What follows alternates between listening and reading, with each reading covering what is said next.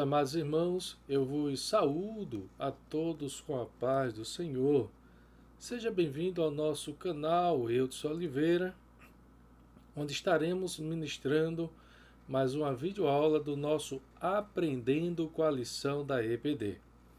Desde já, a todos os inscritos, que Deus vos abençoe e que dê uma semana de paz e de graça e de misericórdia.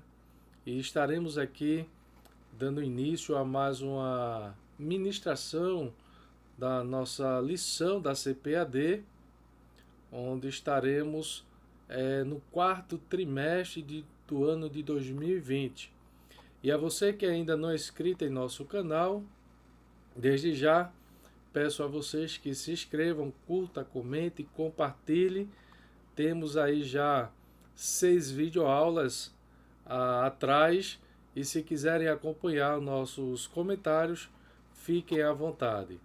Desde já, a paz do Senhor a toda a classe Atalaia, ao nosso professor irmão Edson, também ao nosso dirigente Magdiel e o nosso irmão João, e também ao nosso presbítero local, o presbítero Micharle.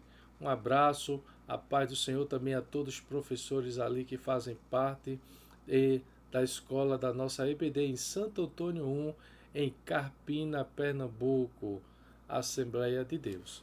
Desde já, meus amados irmãos, estaremos iniciando mais uma aula da nossa semana, da nossa escola, e a lição como tema geral, ela tem a fragilidade humana e a soberania divina, o sofrimento e a restauração de Jó. A lição a qual estaremos abordando é a lição de número 7, que será ministrada no dia 16 de novembro de 2020, a teologia de Bildade, se há sofrimento, há pecado oculto. E o comentador da lição é o nosso pastor José Gonçalves, ele é o comentador da lição, e aqui quem vos fala é o professor Eudson Oliveira. Seja bem-vindo a todos, em nome de Jesus, e estaremos adentrando em mais um comentário da nossa lição da CPAD. O nosso texto áureo da nossa lição, ela tem a seguinte expressão: se teus filhos pecaram contra ele, também ele os lançou na mão da sua transgressão. Jó, capítulo 8, e o versículo 4. Apenas corrigindo aí algum erro de digitação, e aí a revista está no capítulo 4, versículo 7 e 8. Mas aí o correto é o capítulo 8 e o versículo 4. Amém? Eu aconselho aos senhores professores, aos senhores alunos, lerem esses livros que a lição está se referindo, esses capítulos, no caso, é o correto, o livro é o livro de Jó, mas os capítulos que correspondem ao que a lição estará abordando. Apenas uma autocrítica aqui é que devemos ter um grande cuidado, porque a lição é um comentário da ideia, da mente, daquilo que o comentador ele entende ou interpreta acerca daquela situação, do texto, da história, da situação realmente. E aí, às vezes, nos frisamos só no comentário do comentador, nos dedicamos apenas no comentário do que o comentador ele expõe, e esquecemos às vezes de colocar a nossa observação, de forçarmos a mente também para trazer algo diferente. Então, existem algumas coisas aí na lição que temos cortado, porque não achamos ser o ideal para nós no nosso comentário, ok? E o textual, capítulo 8 e versículo 4, na linguagem de hoje, a NTLH, ela vai nos dizer assim: de certo os seus filhos pecaram contra Deus, e ele os castigou como mereciam. Então, Bildade começa aí todo o capítulo 8, já começa aí acusando a Jó e justificando a morte dos filhos de Jó. A causa, a razão. A verdade prática nos diz: a existência do sofrimento não quer dizer que haja pecado oculto. Isto é verdade.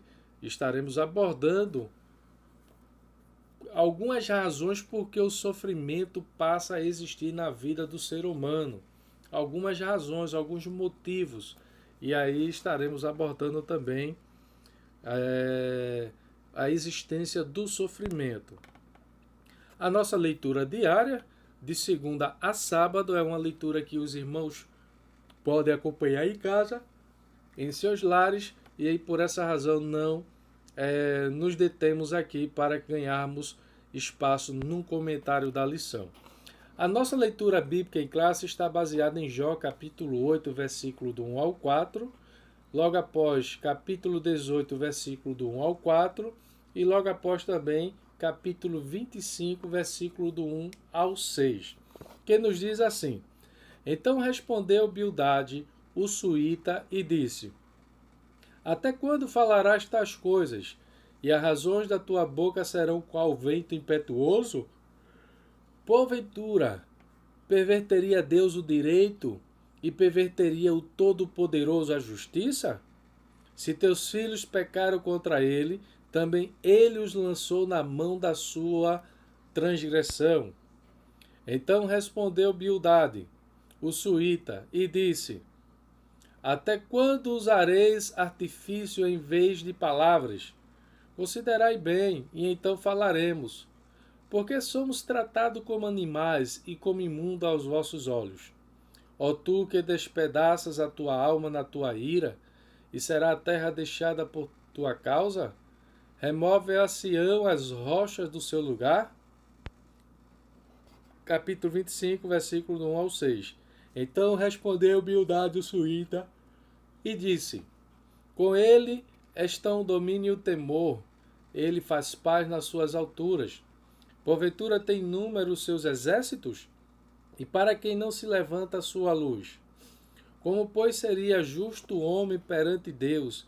E como seria puro aquele que nasce da mulher?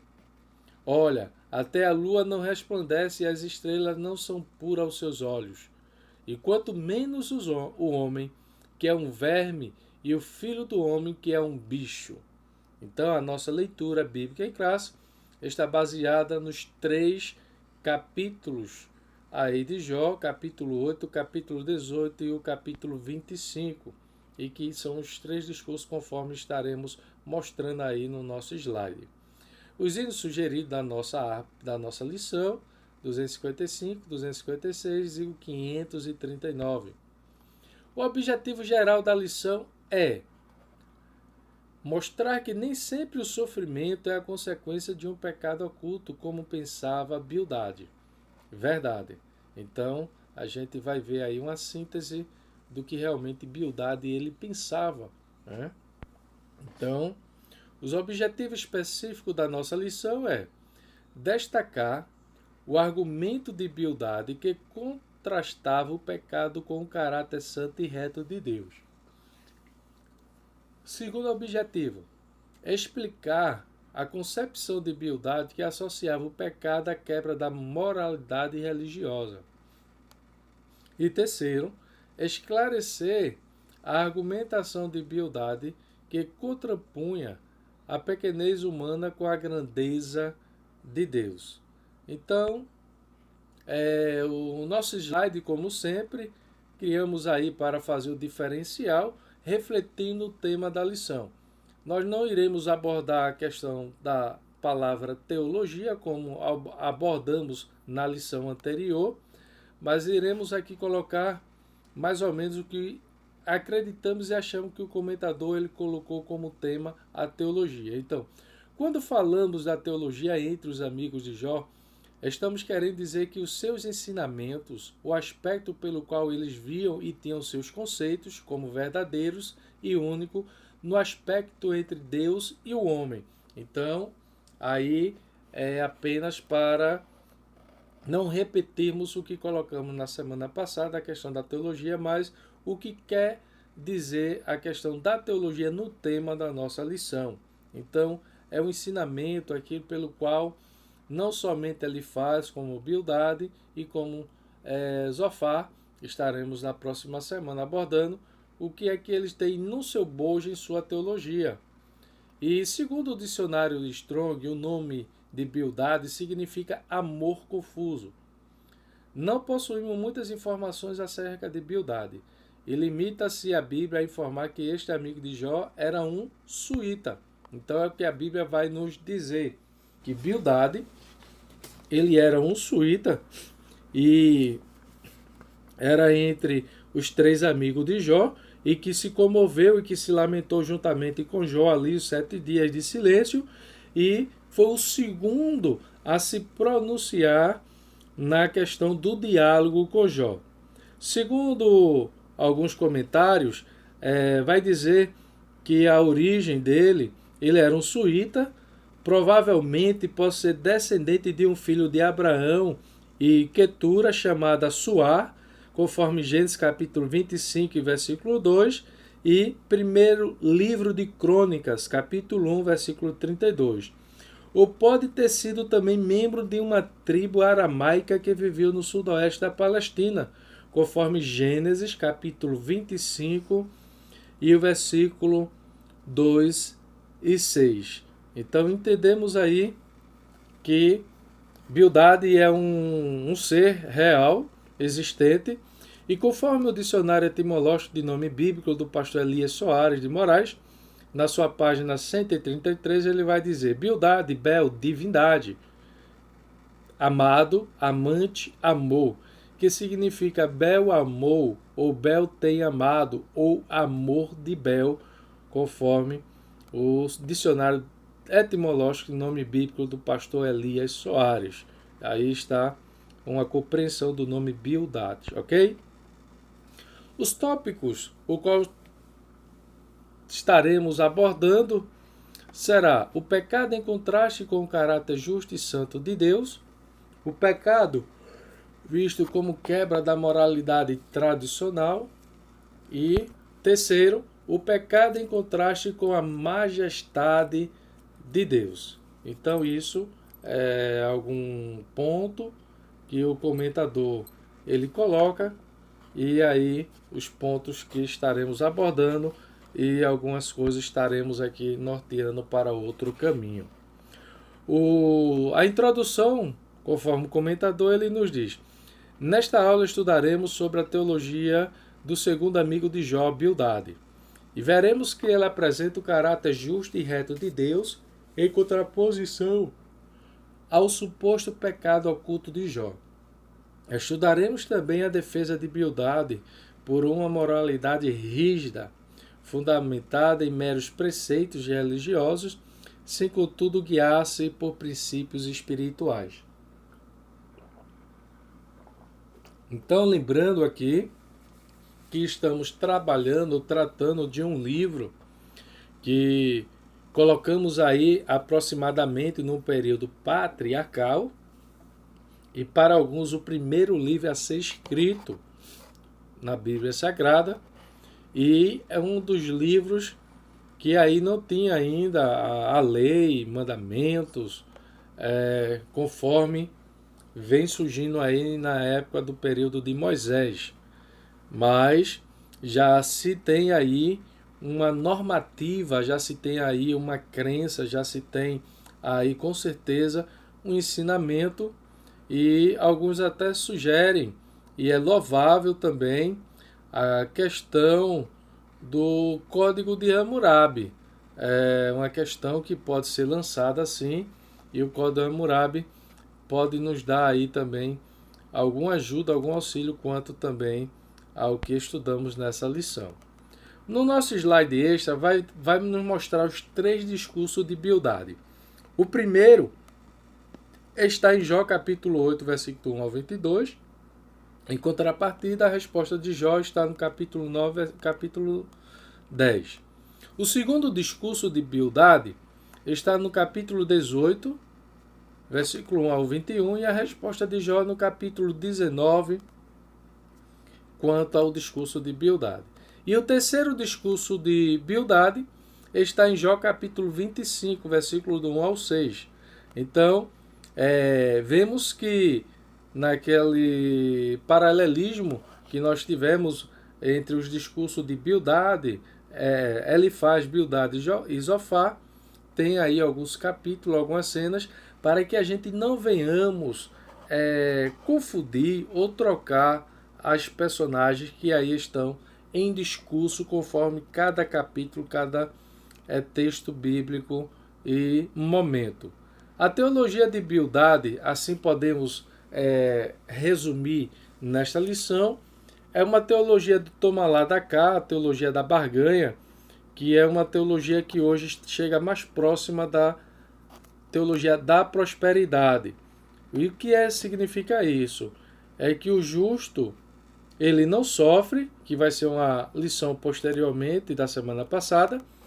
O justo, ele não pode ser pobre, ele tem que ser próspero, e também o justo não sofre. E aí, nesse contexto, Bildade vai defender que o justo ele não sofre, ele não pode sofrer, porque se ele sofre, Deus não é justo. E se Deus não é justo, então Deus não é o Deus que Bildade serve. Então, há sim, irmãos, uma compreensão acerca do pensamento de Bildade.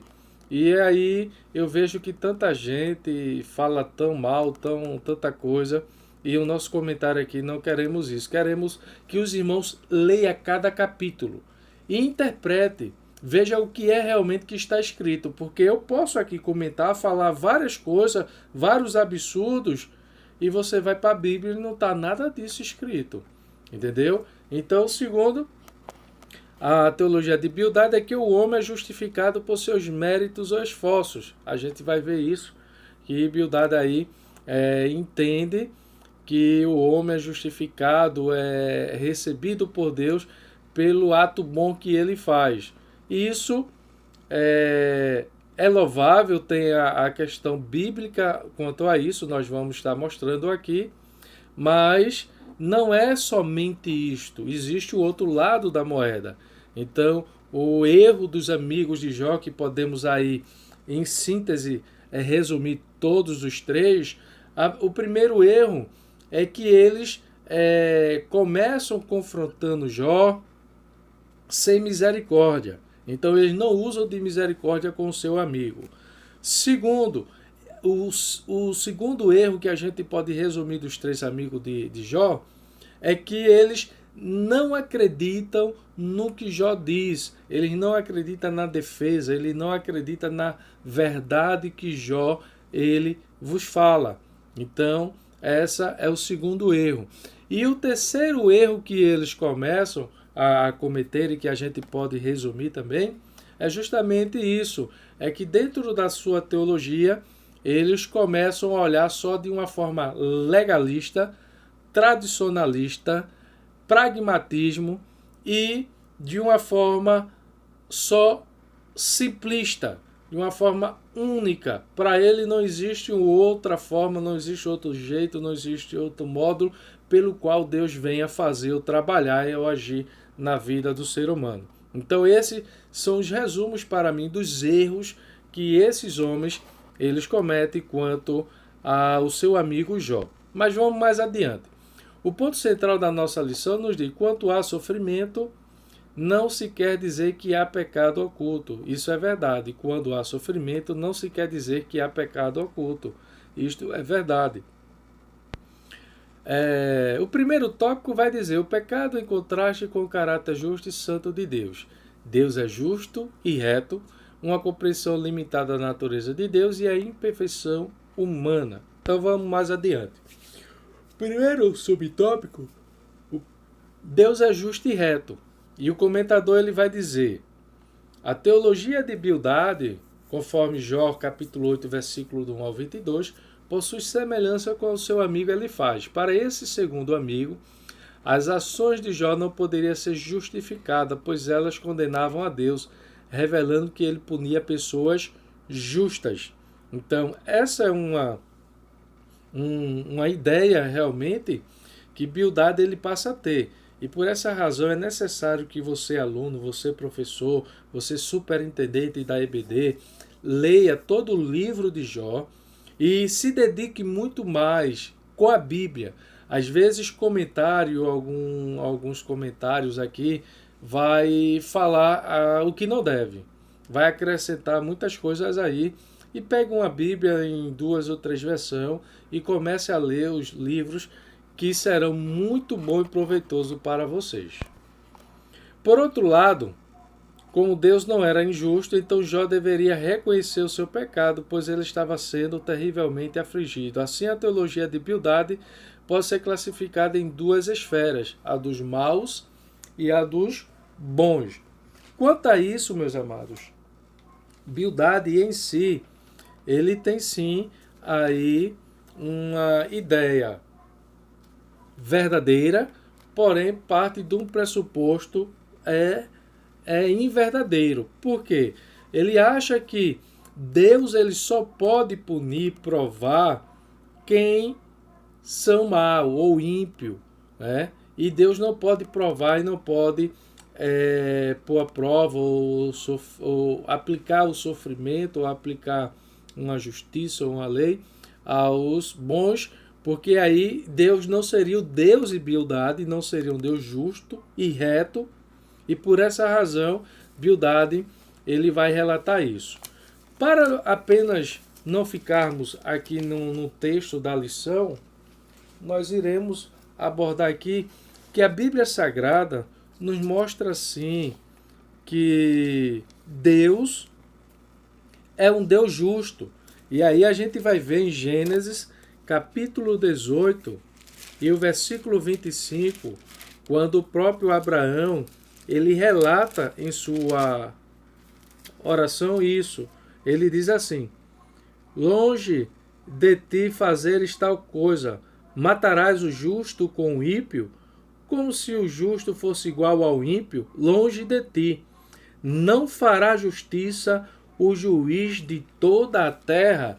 Então nós percebemos que Deus é um Deus justo e reto. Então se o mal tem que sofrer, vai sofrer. Se o bem tem que sofrer, também vai sofrer.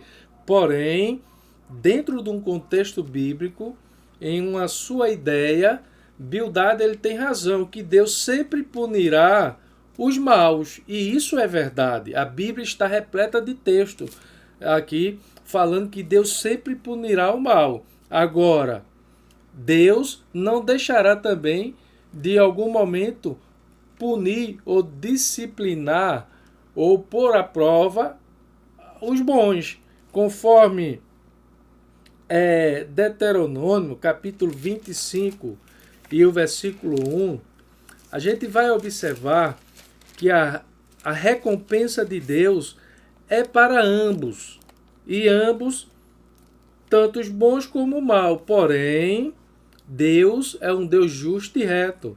E havendo contenda entre alguns, e vieram a juízo, os juízes o julgarão, justificando ao justo e condenando ao culpado. Se o culpado merecer açoite, o juiz fará deitar-se e fará açoitar na sua presença com o número dos açoites segundo a sua culpa. Então, se nós lermos todo esse capítulo, o capítulo 27, 28, 29, 30 de Deuteronômio, Deus vai mostrar ao povo de Israel que, olha, se você fizer o bem, vocês terão o bem. Se vocês fizerem o mal, terão o mal. Então, Deus é um Deus justo e reto, sim. Conforme Êxodo capítulo 9 e o versículo 27, o próprio faraó vai justificar ou vai revelar a justiça de Deus, ou Deus realmente como ser justo, um personagem justa. Então o faraó mandou chamar a Moisés e Arão e lhe disse: esta vez pequei, e o Senhor é justo, e porém eu e o meu povo somos ímpios.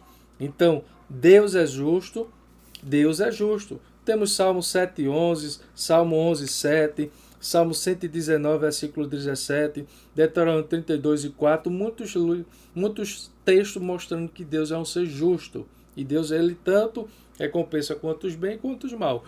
Quanto à prova, quanto à luta, ao sofrimento, a gente vai ver mais adiante que o sofrimento ele poderá vir a dores. O que eu acho interessante é que conforme Salmo capítulo 11 e o versículo 5, o salmista vai dizer que o Senhor põe à prova a todos.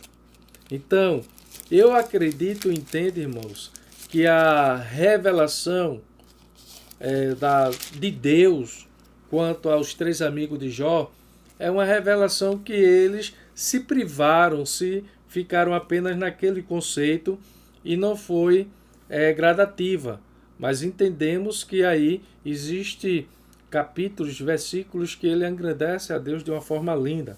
Salmo capítulo 11 e o versículo 5. O Senhor põe à prova ao justo e ao ímpio, mas o que ama a violência, a sua alma o abomina.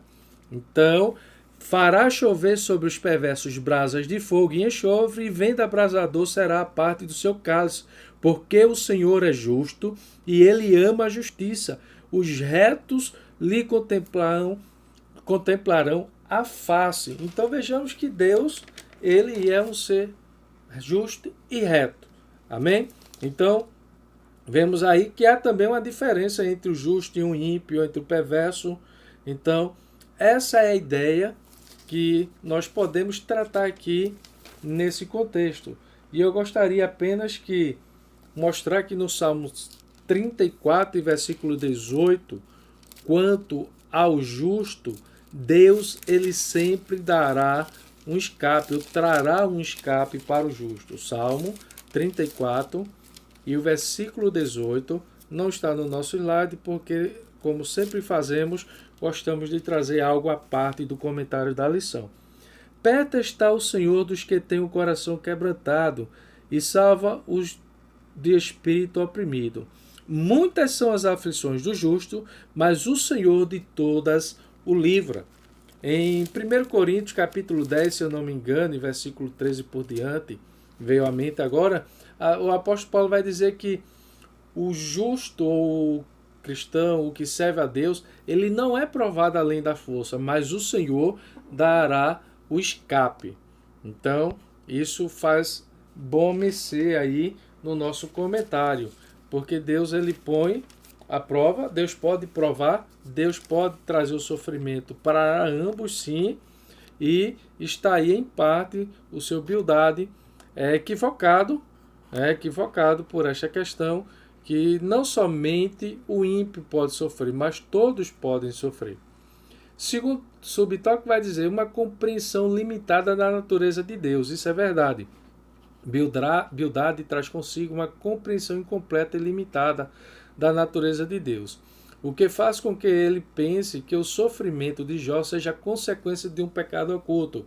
E nesse caso aí, assim, a outra compreensão evidente, Jó deve demonstrar que realmente bom e que merece o favor de Deus. Então, Bildade ele vai afirmar, né, pelo nosso texto áureo, capítulo 8, versículo 4, que as consequências do pecado dos filhos de Jó foi a morte, por isso que eles foram punidos. E Jó estaria também sendo agora punido por Deus, e só existia um caminho. E qual é o caminho? Reconciliar com Deus, pedir perdão a Deus. E aí, nessa reconciliação, nessa busca dessa reconciliação, isso é verdade. Isto é verídico, porque entendemos que só existe uma forma de o homem realmente se aproximar de Deus, é reconhecendo os seus erros, os seus pecados. Então, quanto a isso, Bildade ele não está errado. Quanto a isso, Bildade ele está correto. Porém, a consequência do sofrimento de Jó ali não é por questão de pecado oculto. Aí ele está equivocado. Terceiro subtópico vai dizer a imperfeição humana. Diante da defesa teológica feita por Bildade, Jó pergunta, aí é a resposta de Jó: como se justificaria o homem para com Deus? Jó capítulo 9, versículo 2. Ora, Deus é infinitamente sábio e justo. Jó está consciente que nenhuma perfeição humana o habilitará a aproximar-se de Deus. Isto é uma pura verdade. O homem, ele não é justificado diante de Deus pelas suas obras. Hoje, entendemos e compreendemos que a graça de Deus, que é manifestada desde o Antigo Testamento, não só no Novo, mas desde o Antigo Testamento, essa graça é a misericórdia do Senhor.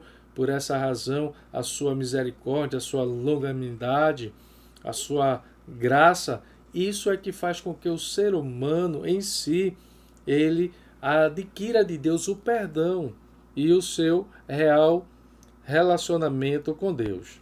Então, a imperfeição humana, em continuidade, dessa forma, a autopurificação não passava de presunção. Ainda que me lave com água de neve e purifique as minhas mãos com sabão, mesmo assim me submergerias no fosso, e as minhas próprias vestes me abominarão. Jó, capítulo 9, versículo 30 ao 31. Essa é a resposta que Jó dá a Bildade, mostrando aí que Jó, ele não era tão justo, ele era justo, eu vou corrigir aqui, ele era justo, mas não significa que Jó não tinha pecado. Ele era justo porque o próprio Deus deu testemunho de Jó, homem justo, fiel, temente, que se desvia do mal. Isso a gente não pode contrapor. Porém, os amigos de Jó aí o culpa como se Jó tivesse praticado algum pecado grave, né? Um pecado aí roubado, furtado, adulterado, coisas desse tipo, e que veio agora a mão sobre ele, a mão de Deus sobre ele. E aí Jó mostra que ele teria assim que ver essa realidade, mas porém que de uma forma física, literal, material, o homem jamais se justificaria diante de Deus com todos os seus esforços ou determinação. Então a síntese do primeiro tópico vai dizer: Deus é justo e reto, o ser humano é imperfeito. Verdade, o ser humano é falho, é limitado, é fraco. Por isso que o próprio Jó, como Bildade, vai chamar aí o homem como bicho, como verme. A gente vai ver homens aí na Bíblia mostrando um homem chamando de barro, chamando o homem de caco, o homem de pulga.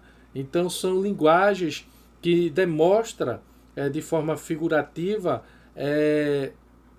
a limitação humana e a fragilidade humana, na verdade? Então o primeiro objetivo vai se bater com o primeiro subtópico, com a síntese do tópico 1, que é destacar o argumento de Bildade que constatava o pecado contra o caráter santo de Deus. E o que é que ele quis dizer aí, na síntese, é que se Jó estava em pecado, Deus estava punindo. Se Jó estava dizendo que estava certo e era justo, então esse Deus não era o Deus de Bildade. O texto bíblico vai dar ideia a isso. Então esse Deus não seria o Deus de Bildade, pois estaria compactuando com o pecado de Jó sem puni-lo. Então vamos para o segundo tópico, o pecado visto como quebra da moralidade tradicional. Então, Bildade, capítulo 18, versículo 1 ao 21, é bom que os irmãos leiam todo esse capítulo, também está comprometido na defesa da moralidade que ele acredita ser a correta. Para ele não havia nada errado quando fez a defesa da justiça divina, da mesma forma que acreditou estar correto quando defenderia a moralidade dos seus dias. Então, existe aí a questão do pragmatismo, a questão do legalismo, e hoje muitas igrejas ainda têm isso também. Às vezes estamos criticando aqui Bildade, os amigos de Jó, mas hoje, pela graça, ainda temos igrejas que ainda tem muitas das coisas que, se formos observarmos, avaliarmos, seria ou é reprovada também. Todavia, não podemos falar de uma ética ou teologia moral de Bildade, mas simplesmente de um moralismo fundamentado na tradição. E aí, a gente entende que Bildade ele fundamentava todo o seu ensino, toda a sua teoria, todo o seu pragmatismo em uma ética dos antepassados, de uma tradição que ele foi adquirida e que ele abraçou, e que essa tradição estava acima de tudo e de todos, que não poderia ser quebrada, que não poderia ser fracionada e nem poderia ser criada uma outra. E aí a gente vê que isto muitas vezes tem trazido sérias consequências ainda hoje para muitas igrejas, quando se trata de tradição, de costumes, de ética, e algumas coisas não passam pelo crivo das escrituras. Mas vamos adiante. A subversão da ordem moral. Na verdade, Bildade simplesmente repete o que já havia sendo defendido por gerações passadas, todavia acrescentando alguns contornos aos seus pressupostos teológicos. Para ele, a desgraça sofrida por Jó ocorre por causa da quebra da moralidade estabelecida. Isso aí, irmãos, muitas das vezes podemos ver hoje nos dias a dias. A quebra da moralidade, da subversão, a gente já não vê mais esse respeito, já não vê mais tanto essa questão de respeito, de amor, de responsabilidade pelo próximo. E isso aí, essas fotos ilustram um pouco também disso. É uma foto ilustrativa. E entendemos que Bildade, ele vai entender que essa subversão sobre o pecado de Jó não poderia jamais ser subvertido dessa forma, dessa maneira. O terceiro subtópico vai dizer contemplando a cruz. O capítulo 19 é dedicado à defesa de Jó, isso é verdade. É inegável que Jó sabia que Deus atua como um universo moral e que tudo o que acontece está sob o seu controle. Verdade.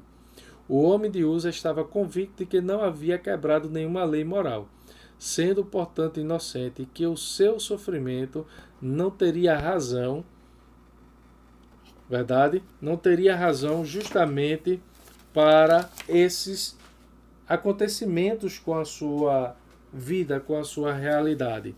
Então, Jó aí, ele pede, ele vai fazer a sua intercessão, ele vai fazer a sua petição aí justamente a um Redentor.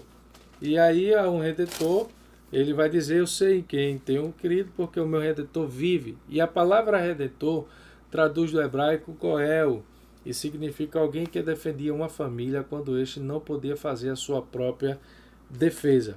E aí a gente vai ver que essa questão a gente colocou no slide, que segundo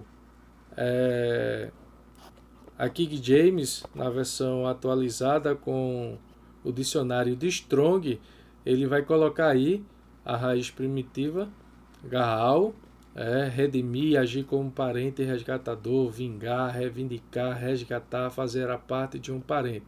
Então os irmãos aí vão apenas ler esses demais e a gente vai deter aqui esse canto direito aí na parte de baixo, na cor cinza, o que dá a entender essa raiz dessa palavra da redenção. A recuperação de posse perdida de um parente, conforme Levítico 25 e 25, a libertação de um parente da escravidão, Levítico 25, 48 e 49, essa expressão redentor tem esse sentido, esse significado também. A vingança da morte violenta de um parente, conforme Números 35 e 12, e cuidar da viúva de um parente falecido e sem filhos, Deuteronômio 25 e 5. Aí também a gente poderia citar Esther,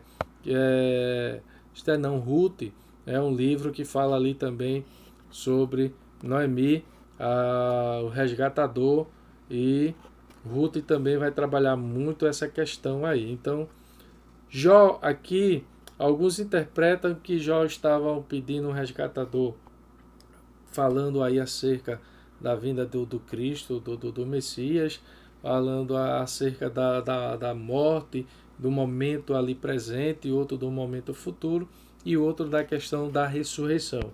E o nosso comentador aqui entende, e o texto bíblico vai nos mostrar, é que há algo como se fosse realmente esse Redentor, algo após a sua ressurreição. Por que isso? Porque Jó, ele vai tratar justamente o texto bíblico do capítulo 19 e o versículo 25, justamente que ele vai falar aqui, ó. Depois, versículo 26, depois revestido este meu corpo da minha pele, em minha carne verei a Deus. Vê-lo-ei por mim mesmo, e os meus olhos o verão, e não outros. De saudade me desfalece o coração dentro de mim. Então, entendemos aí corretissimamente, e é uma base boa, que acreditamos que Jó aí defende e vê o Redentor na sua ressurreição.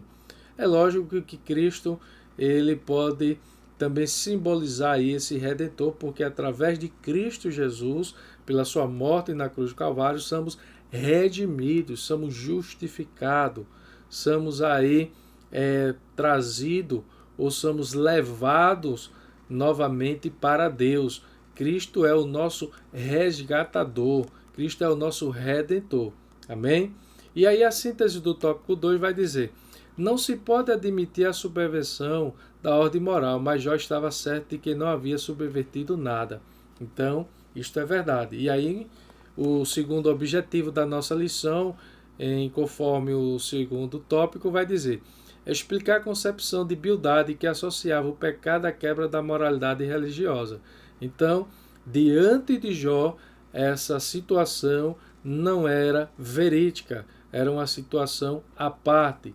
E aí nós podemos agora, irmãos, entrar para o terceiro subtópico, o pecado em contraste com a majestade de Deus, a grandeza de Deus onipotente, mas não ausente. Na realidade, esse comentário, esse tópico aí, eu não consegui ver desta maneira que o comentador ele coloca. Talvez não entendi muito bem, não compreendi desta forma, mas Bildade, ele fala sim da grandeza de Deus e ele em nenhum momento ele vai contrastar a majestade de Deus. Ok? Em relação ao pecado, sim, mas aí a gente não vê o pecado em Jó, e aí fica um pouco difícil, complicado de entendermos isso. O terceiro discurso de Bildade é feito para exaltar Deus e rebaixar Jó. Aí é que está a situação que eu acho que o comentador ele coloca, é que Bildade ele quis rebaixar, humilhar, menosprezar Jó porque estava passando por aquela situação. No capítulo 25 ele destaca a onipotência divina. Deus é grande e poderoso, sim, e por isso não há nada de errado quando Bildade defende a majestade do Altíssimo. Verdade. A Deus pertence a soberania. Onipotente. O que significa onipotente? Segundo o dicionário Edício.online, aí ele vai dizer: cujo poder é absoluto, que tudo pode, todo poderoso, que consegue controlar tudo e que detém o controle sobre tudo. E aí Paulo ele vai dizer lá em Colossenses e Romanos capítulo 15 também, que a Deus pertence ele ao controle de todas as coisas, de tudo, e nada subsiste, nada foge do seu controle, nada está além do seu controle, da sua soberania, da sua onipotência. E aí vemos alguns atributos inerentes a Deus: onipotência, onipresença, onisciência. Deus é amor, Deus é um ser espiritual. Então temos vários atributos de Deus. Jó responde a Bildade com ironia: como ajudaste aquele que não tinha força e sustentaste o braço que não tinha vigor. Jó 26:2, aí é a resposta de Jó. Aqui Jó não questiona a onipotência divina, mas a aplicação que Bildade faz desse conceito. Então, chegamos aí ao terceiro tópico da nossa lição. Bildade defende a majestade de Deus, mas reforça o distanciamento dele do ser humano. Eu não consegui, irmãos, entender essa síntese desse terceiro tópico. Em nenhum momento Bildade ele quer dizer isso. Bildade quer dizer que o homem em si, por ser um ser tão limitado, tão pequeno, é o que eu entendo pelo texto bíblico, ele não consegue estar diante de Deus realmente de uma forma completa, plena. E isso, por isso que ele chama que o homem é bicho, é verme, e outros comentadores vão dizer isso, outros profetas, outros homens de Deus vão dizer isso. Então, realmente, o homem, mediante a Deus, é pó, é barro. Né? E aí, eu não consigo ver esse distanciamento que o comentador coloca aí quanto a isso. E aí o segundo objetivo, ele vai dizer, esclarecer a argumentação de Bildade que contrapunha a pequenez humana com a grandeza de Deus. Isso é verdade. Argumenta a Bildade que compunha a pequenez humana, isso é verdade. Sim, positivo. Aí o objetivo específico está correto. O homem é pequeno. Agora, que Bildade defenda a majestade de Deus e reforça o distanciamento dele e do ser humano, não. O que distancia o homem de Deus, e aí Bildade ele fala isso corretamente, é o pecado. E conforme Isaías capítulo 59 e o versículo 2, a gente vai ver isso, que o pecado é o que faz a divisão entre o homem e Deus, que diz assim, mas as vossas iniquidades faz separação entre vós e o vosso Deus, e os vossos pecados encobrem o seu rosto de vós, para que vos não ouça, porque as vossas mãos estão contaminadas de sangue, e os vossos dedos de iniquidade, os vossos lábios falam mentira, e a vossa língua profere maldade. Então, Bildade, ele diz, olha, o homem em pecado, o homem assim, ele está distante de Deus. E aí, Bildade, ele vai dizer no capítulo 8, se os irmãos lerem, por isso que eu peço aos irmãos que lerem o texto bíblico, porque o comentário às vezes não pode sair da mesma forma. E aí Bildade ele vai dizer aqui, ó, no versículo 5, versículo 6, vai dizer assim, ó, mas se tu buscares a Deus e ao Todo-Poderoso pedir misericórdia, e se fores puro e reto, ele sem demora despertará em teu favor e restaurará a tua justiça na tua morada. E o teu primeiro estado, na verdade, terá sido pequeno, mas o teu último crescerá sobremaneira. Então, a única razão que Bildade aqui está errado é em achar que só quem é justo, quem é puro, quem é limpo, pode buscar a Deus. Não, isso aí não. Mas todos que estiverem nessa condição poderá buscar a Deus. Aí o homem sim, ele pode sim buscar a Deus, porque a Bíblia vai dizer que Jesus veio para os doentes e não para os sãos. E aí, irmãos, a conclusão da nossa lição vai dizer assim, nesta lição vimos que o debate entre Bildade e Jó assume alguns contornos teológicos muito relevantes. Bildade traz 3 discursos teológicos e cada um deles põe em destaque a sua crença. Ele não crê na inocência de Jó, isso é verdade, e por isso atribui seu sofrimento à existência do pecado, sim, e assim ele orienta Jó a viver segundo os ditames da tradição e, como consequência, o empurra para um moralismo de natureza apenas religiosa. As igrejas hoje estão cheias disso. E por último, quando quer exaltar a grandeza de Deus, a qualquer custo acaba por criar um abismo intransponível entre o Criador e a criatura. Isso aí é o que eu acabei de falar. É difícil enxergar isso, é difícil ver isso pelo texto bíblico daquilo que Bildade realmente está falando. Ele está falando da pequenez humana, sim. Mas o homem pode se aproximar de Deus? Pode sim. Ele não, o único erro é que Bildade dá a entender pelo texto que ele acha que só o justo, quem é aquele que faz o bem ou está uma vida correta, conduta, tem essa condição. Não, aí está errada. A Bíblia vai nos mostrar que muito mais ainda o ímpio, muito mais ainda quem busca a Deus. Porém, portanto, todavia, a Bíblia vai nos mostrar que Deus, ele ouve ao justo, mas não ouve ao ímpio. Deus atenta para o justo, mas não atenta para o ímpio. Isso é verdade. Isso é uma forma de Deus agir, uma forma de Deus estar lá na Bíblia. Pode ler aí, vários textos vão nos dar essa ideia. E aí, para concluirmos, quais são as causas pelas quais sofremos? Podemos ver aí, por causa do pecado original. Podemos sofrer por causa do pecado pessoal, daquele que cometemos nós mesmos, né? Terceiro, porque estamos no mundo, e por estarmos no mundo, passaremos por aflições, porque somos crente, ou porque servimos a Jesus, e Jesus chegou a dizer, por causa do meu nome, vocês irão sofrer, vocês serão injuriados, serão perseguidos, serão maltratados, serão levados a juiz, a tribunais e serão aprisionados. E quarto, porque somos crentes e servimos a Jesus, que foi esse. E quinto, porque Deus permite para moldar o nosso caráter. E aí, esse quinto eu vou trabalhar aqui um pouco.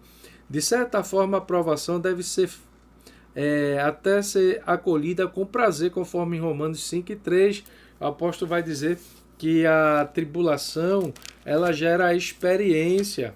E aí a experiência ela nos dá uma capacidade para sobrevivermos uma vida cristã diante de Deus. E não somente isso, mas também nos gloriamos nas próprias tribulações, sabendo que a tribulação produz a perseverança a experiência, e a experiência a esperança. E ora, a esperança não confunde, porque o amor de Deus está derramado em nosso coração pelo Espírito Santo que nos foi outorgado. Então, a quinta razão porque sofremos pela tribulação, pela prova que Deus nos permite para moldar o nosso caráter, isso para gerar em nós experiência, como Paulo fala aqui, mostrar ao homem a sua própria fraqueza e conscientizar da sua dependência diante de Deus. E também para aperfeiçoar o seu caráter, conforme Isaías capítulo 48 e o versículo 10, aí a gente tem também essa questão para aperfeiçoar o caráter humano, que vai dizer assim: eis que te acrisolei, mas disso não resultou prata, provai-te na fornalha da aflição. Essa expressão acrisolei significa ferir a prata, purifiquei, refinei, derreter a prata, sofrer.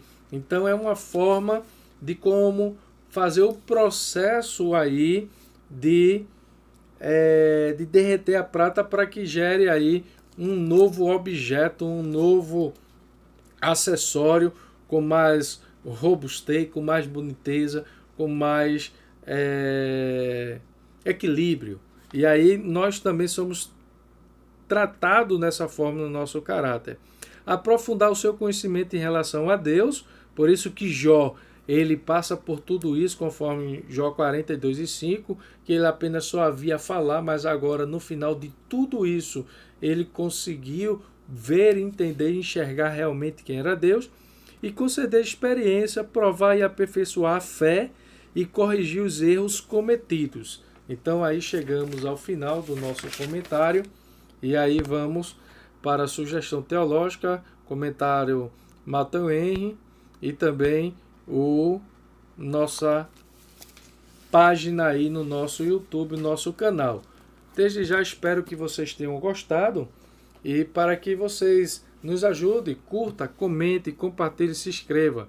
Queremos chegar ao número aí de 100 pessoas. Para isso eu preciso de você. Não vai ser Papai do Céu que vai descer lá do céu e vai compartilhar e curtir, não. É você.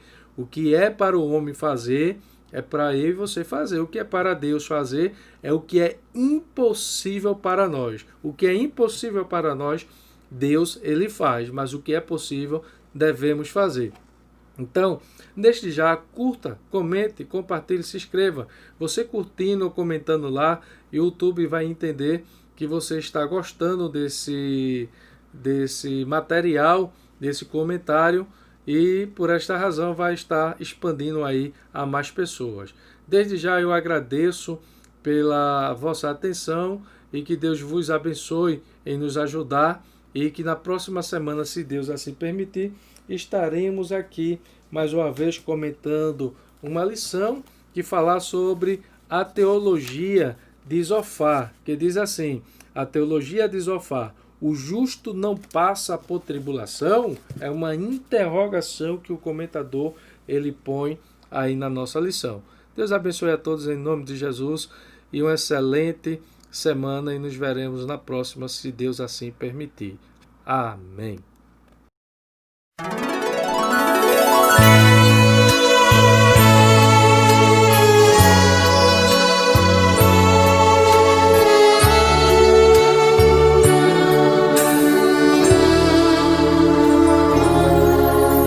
Há um porquê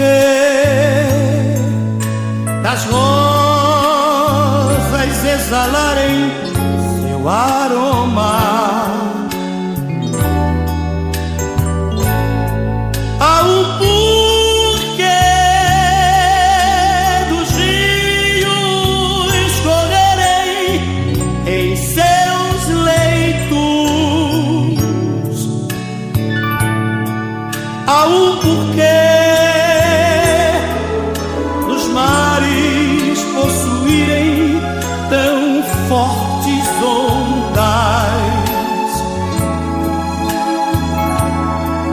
Há um porquê dos peixes existirem nas profundezas do mar. Há um porquê do sábio a cantar belos louvores.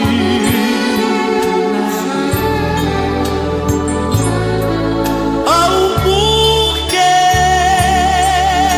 da águia alçar tão alto voo. Há um porquê das andorinhas voarem em bandos.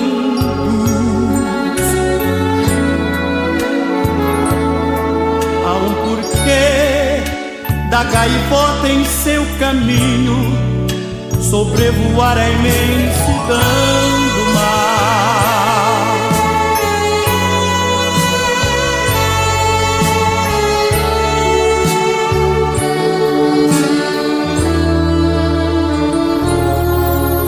Tudo porque um dia do meu Salvador amado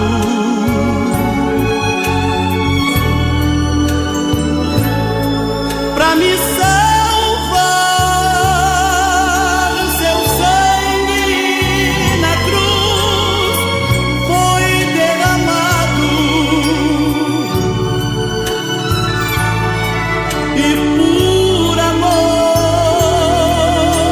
por nós foi imolado.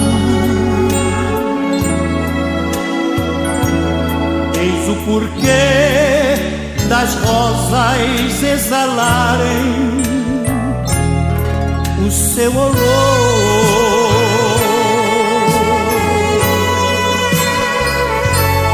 Eis o porquê das rosas exalarem